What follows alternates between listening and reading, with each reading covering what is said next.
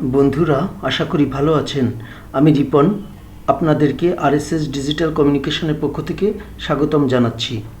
Excel Bangla টিউটোরিয়ালের আজ 14তম class এবং 13তম ক্লাস পর্যন্ত কোনো প্রকার সূত্র বা ফর্মুলা নিয়ে এখনও কথা বলা হয়নি, আর তাই সম্পূর্ণ টিউটোরিয়ালে ধারাবাহিকতার মাঝে মাঝে আমরা কিছু প্রয়োজনীয় সূত্র নিয়ে এখন থেকে কথা বলবো। এক্সেলে প্রধান চমকই হচ্ছে এই ফর্মুলা বা সূত্র। আজকের ক্লাসে আমরা কথা বলবো এক্সেলের একেবারেই বেসিক ফর্মুলা, যেমন যোগ, বিয়োগ, গুণ, ভাগ এবং সাম ফর্মুলা নিয়ে। কিভাবে যোগ, বিয়োগ, গুণ, ভাগ করতে হয় এগুলি দেখব, প্লাস সাম ইফস কিভাবে কাজ করে সেগুলো আমরা আজকের ক্লাসে দেখব।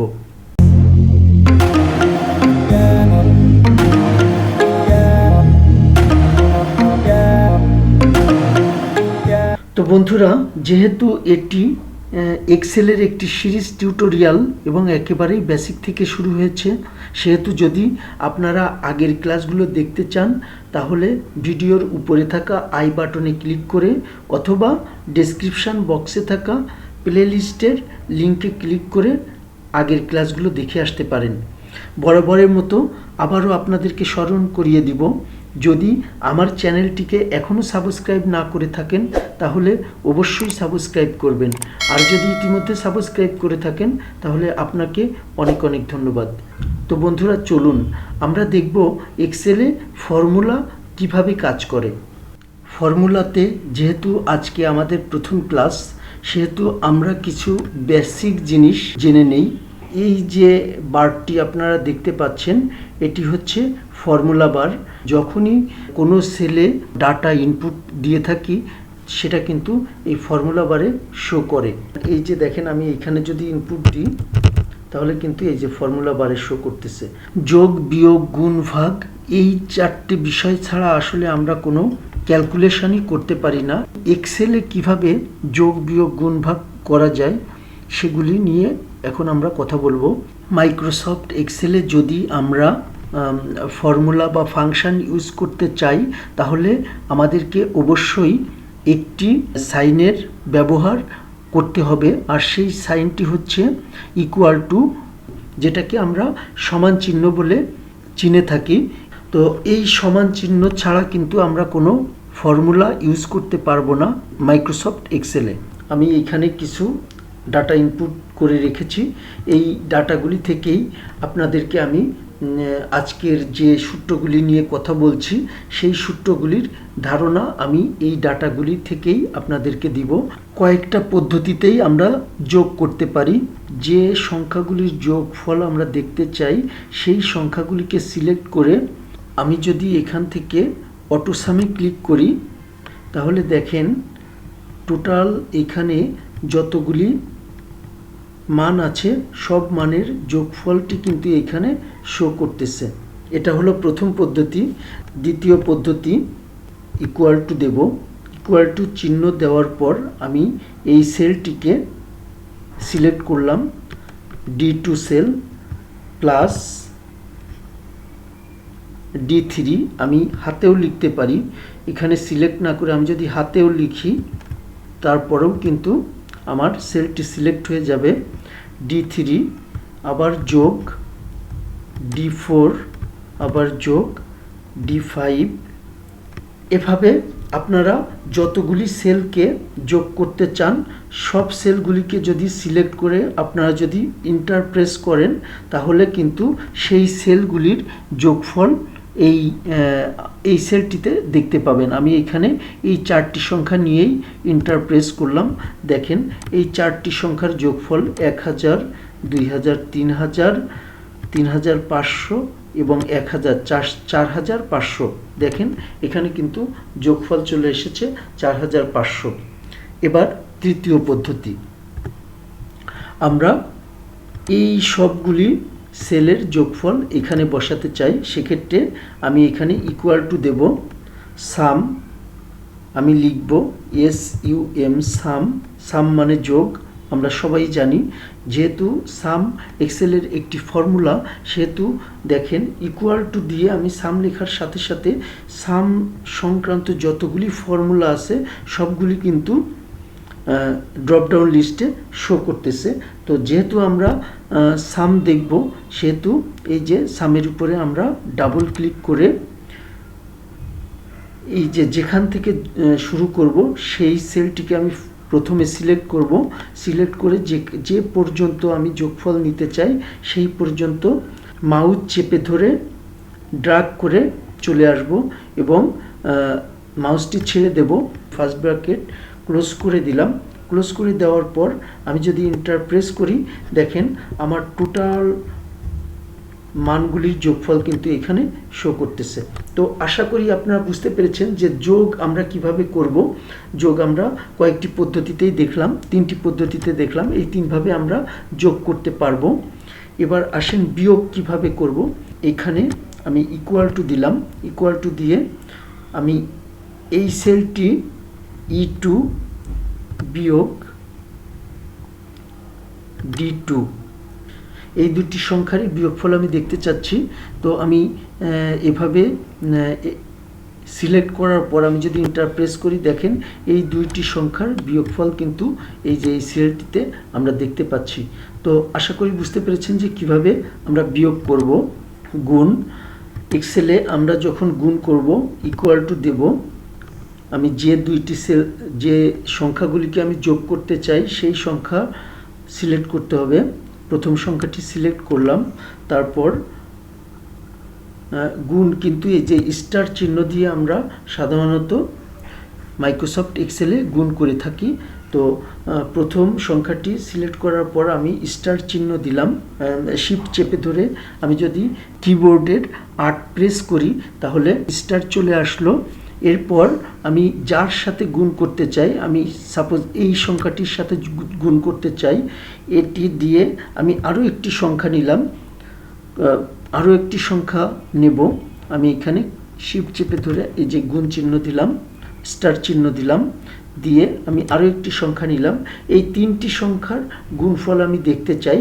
তো আমি এইভাবে লেখার পর আমি যদি এন্টার প্রেস করি, আমার গুণফলটি কিন্তু এখানে চলে আসলো। এবং দেখেন এখানে যদি আমি কার্সর আনি, কার্সর আনার সাথে সাথে কিন্তু এখানে দেখাচ্ছে D2 into E2 into D3, total এই 3টার মানই হচ্ছে এই মানটা। যেহেতু এখন থেকে আমরা ফর্মুলা ইউজ করতে যাচ্ছি, তো ফর্মুলা কিভাবে রিমুভ করতে হবে কোনো সেল থেকে সেটাও আমাদের জেনে রাখা আবশ্যক। তো আমরা ফর্মুলা কিভাবে রিমুভ করব, এই যে আমাদের এই সেলটিতে আমি ক্লিক করলাম, দেখেন এখানে ফর্মুলা বারে শো করতেছে D2 স্টার মানে ইন্টু E2 ইন্টু D3, মানে যে সংখ্যাগুলিকে আমি গুণ করেছিলাম সেটা কিন্তু এই ফর্মুলা বারে শো করতেছে। কন্ট্রোল-C দিয়ে আমি কপি করলাম। কপি করার পর এই সেলেই আমি রাইট বাটন ক্লিক করব, মাউসের রাইট বাটন ক্লিক করার পর এই যে দেখেন এখানে যে অপশনগুলি আছে, পেস্ট অপশন, এই যে দেখেন পেস্ট অপশন, এখানে যদি আমি ভ্যালুজে ক্লিক করি, দেখেন এখন কিন্তু এখানে আর আপনার ফর্মুলাটি শো করতেছে না, এখানে কিন্তু আপনার সংখ্যাটি শো করতেছে, যেটা আমি এই 3টা সংখ্যা গুণ করে যে সংখ্যাটি পেয়েছি সেই সংখ্যাটি কিন্তু এখন শো করতেছে। ফর্মুলা বারে আর ফর্মুলা শো করতেছে না। তো আশা করি আপনারা বুঝতে পেরেছেন। গেল, এবার আমরা ভাগ কিভাবে করব। ভাগ করতে গেলে আমাদের ওই যে ইকুয়াল টু তো বসাতেই হবে, কারণ আমরা জানি যে মাইক্রোসফট এক্সেলে ফর্মুলা ইউজ করতে গেলে অবশ্যই ইকুয়াল টু ফার্স্টে বসাতে হবে।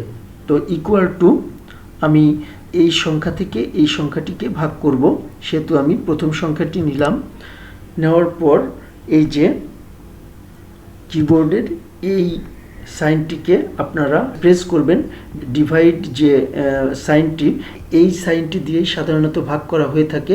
তো ডিভাইড চিহ্ন বসানোর পর আমরা এই সংখ্যাটিকে সিলেক্ট করব। সিলেক্ট করার পর আমি যদি এন্টার প্রেস করি, দেখেন আমার ভাগফল 3000কে যদি আমি 1000 দিয়ে ভাগ করি তাহলে ভাগফলটি এখানে কিন্তু 3 চলে আসলো এবং এখানে কিন্তু ফর্মুলা বারে শো করতেছে E2, মানে হচ্ছে এই যে E2 sell divider D2 sell. হ্যাঁ, তার মানে এইখানে কিভাবে ফর্মুলাটি উঠাতে হবে ইতিমধ্যে আপনারা জেনে গেছেন, তো এটি আর আমার দেখানোর প্রয়োজন নাই।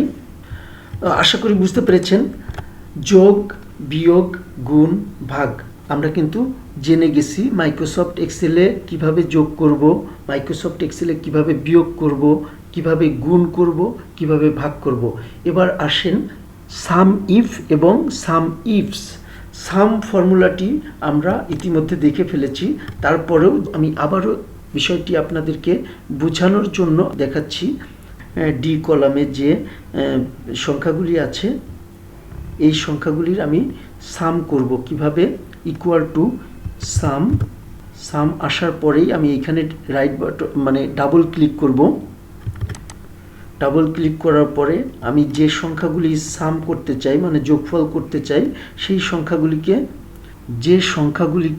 আমি যোগ করতে চাই, মাউসের লেফট বাটন চেপে ধরে সেই সংখ্যা পর্যন্ত ড্র্যাগ করে আমি মাউস ছেড়ে দেব এবং ব্র্যাকেট শেষ করব।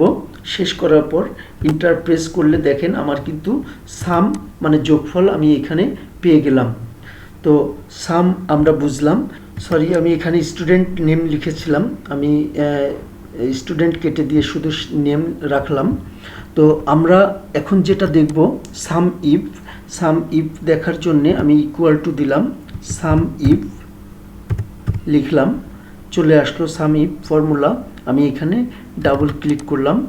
ডাবল ক্লিক করার পর দেখেন আপনাদেরকে সহজে বোঝানোর জন্য, যেহেতু এটা ইনসার্ট ফাংশন, এখানে আমি ক্লিক করব। ক্লিক করার পর একটি বক্স চলে আসলো।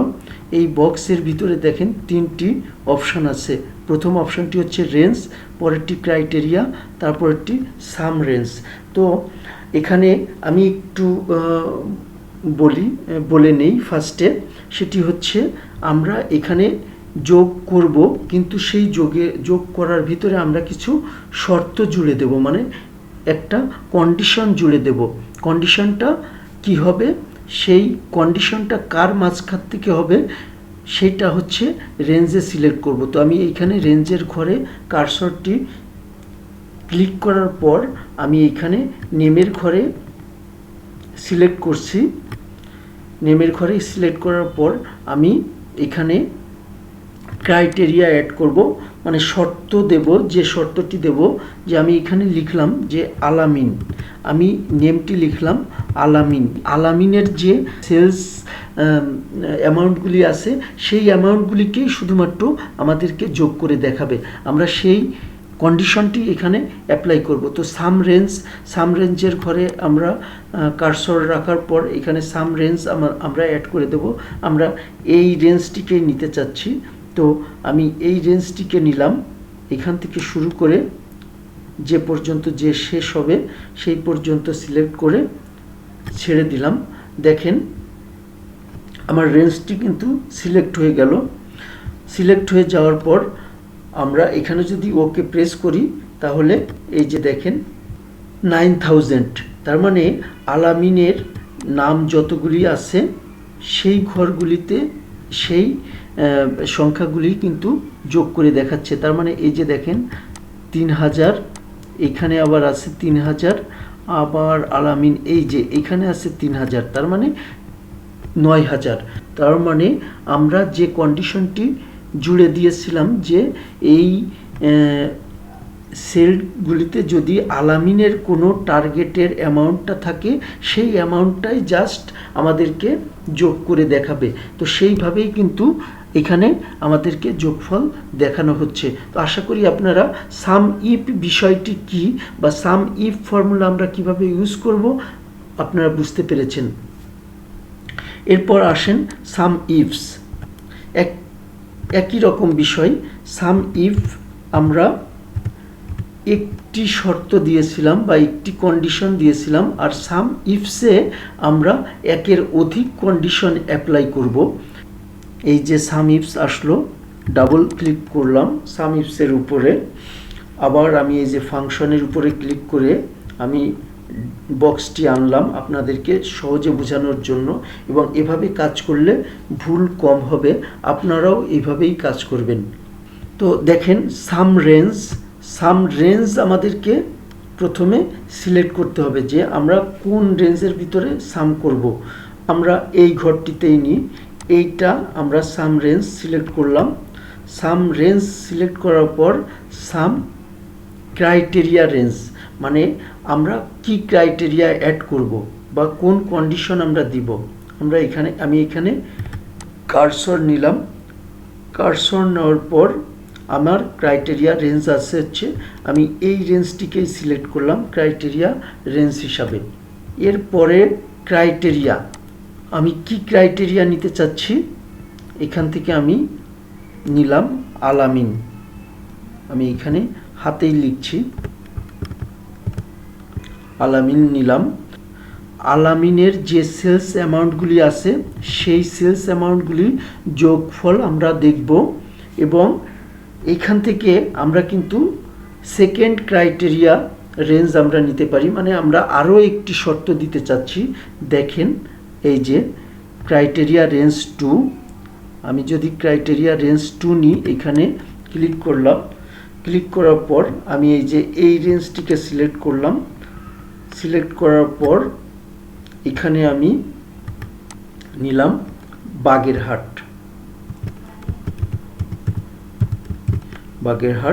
এবং এটিকে আমি ইনভার্টেড কমার ভিতরে রাখলাম। এই যে দেখেন, তার মানে আমি কিন্তু এখানে দুইটি শর্ত দিলাম, দুইটি কন্ডিশন কিন্তু আমি এখানে অ্যাপ্লাই করতেছি। প্রথমটি হচ্ছে আমার এখানে আলামিনের যতগুলি সেলস অ্যামাউন্ট আছে সেই সেলস অ্যামাউন্টগুলির যোগফল আমরা দেখব, এবং কোন আলামিন, সেই আলামিনের এরিয়া হতে হবে হচ্ছে বাগেরহাট। তার মানে আমার এখানে দুইটা কন্ডিশন আমরা অ্যাপ্লাই করব। আপনি যদি চান এখানে কিন্তু আরও কন্ডিশন অ্যাপ্লাই করতে পারেন। এখানে দেখেন ক্রাইটেরিয়া রেঞ্জ 2, এরপরে যদি আপনি নিচের দিকে যান ক্রাইটেরিয়া রেঞ্জ 3, ক্রাইটেরিয়া রেঞ্জ 4, এভাবে আপনারা মানে আপনাদের ইচ্ছা মতো বা যতগুলি কন্ডিশন আপনাদের অ্যাপ্লাই করার প্রয়োজন হবে ততগুলি কন্ডিশন আপনারা অ্যাপ্লাই করতে পারবেন। তো আমি এই দুইটি কন্ডিশন অ্যাপ্লাই করেই আপনাদেরকে দেখাচ্ছি, এবং এর প্রেক্ষিতে আশা করি আপনারা আপনাদের প্রয়োজন মতো কন্ডিশন আপনারা অ্যাপ্লাই করে সাম ইফস ফর্মুলা ইউজ করে কাজ করতে পারবেন। এখন আমি ওকে প্রেস করলাম। দেখেন এই যে আলামিন এখানে আছে 1000, এই যে আলামিন এখানে আছে 500, তার মানে 1000, 500, 1500। আবার এই যে আলামিন এখানে আছে 2000, তার মানে 1500 আর 2000 3500, কিন্তু আমার এখানে শো করতেছে কিন্তু 3000। কেন এটা শো করতেছে? এটা শো করতেছে কারণ আমাদের কন্ডিশনে ছিল আলামিন, কিন্তু সেই আলামিনের এরিয়া হচ্ছে বাগেরহাট। এই যে এই আলামিনের এরিয়া বাগেরহাট, এখানে অ্যামাউন্ট আছে 1000, এই আলামিনের এরিয়া বরিশাল, এই অ্যামাউন্টটি কিন্তু আমাদের শো করবে না। আবার এই আলামিনের এরিয়া হচ্ছে বাগেরহাট, তার মানে এখানে 2000, তাই এই 2000 আর এই 1000 এইটা মিলেই 3000, এটাই কিন্তু শো করতেছে আমাদের এখানে। আমরা যদি এখানে বাগেরহাট না দিয়ে আমি এখানে সাপোজ আমি এখানে দিলাম বরিশাল,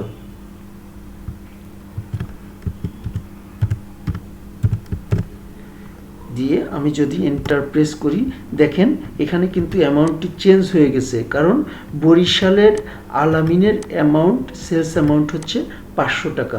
তো আশা করি আপনারা সাম ইফস বিষয়টিও বুঝতে পেরেছেন যে সাম ইফস কিভাবে আমরা ইউজ করব, সাম ইফস বিষয়টি কি, এবং এক্সেলে আমরা কিভাবে এটি ব্যবহার করব। তো বন্ধুরা, আজকে আমি এই পর্যন্তই ক্লাসটি রাখবো।